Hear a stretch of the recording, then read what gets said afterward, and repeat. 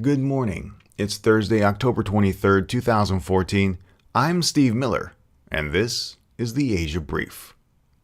Following the surprise release of American Jeffrey Folwe from North Korea, many of the details surrounding the circumstances continue to be sketchy.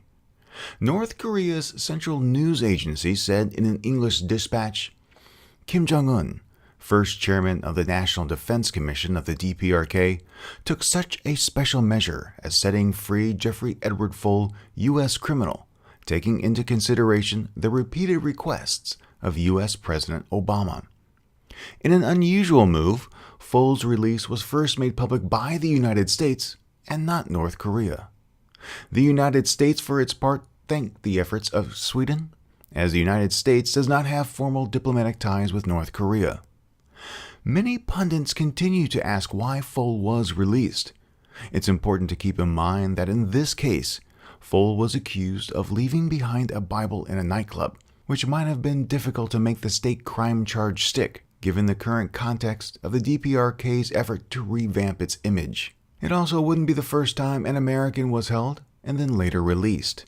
Judging by the tone of the KCNA statement, the PR value of Folwe's release becomes blatantly clear.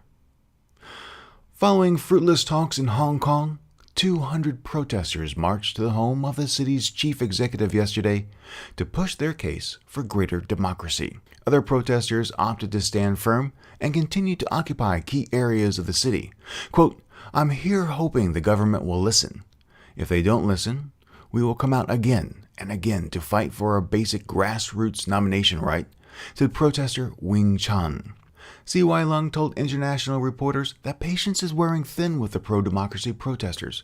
Quote, "If the police doesn't act soon to restore law and order and traffic to normal conditions, the general view in Hong Kong is that people in the neighborhoods or people in the transportation sector might take the law into their own hands."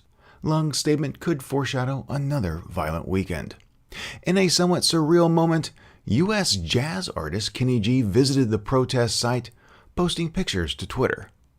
In Hong Kong, at the site of the demonstration, he wrote, "I wish everyone a peaceful and positive conclusion to the situation." The artist's song, Going Home, is hugely popular in China and is used by businesses to encourage customers to, well, as the song says, go home. Thank you for joining me today. The Asia Brief will return on Monday.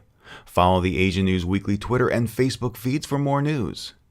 The Asia Brief is licensed under a Creative Commons Attribution 4.0 International License.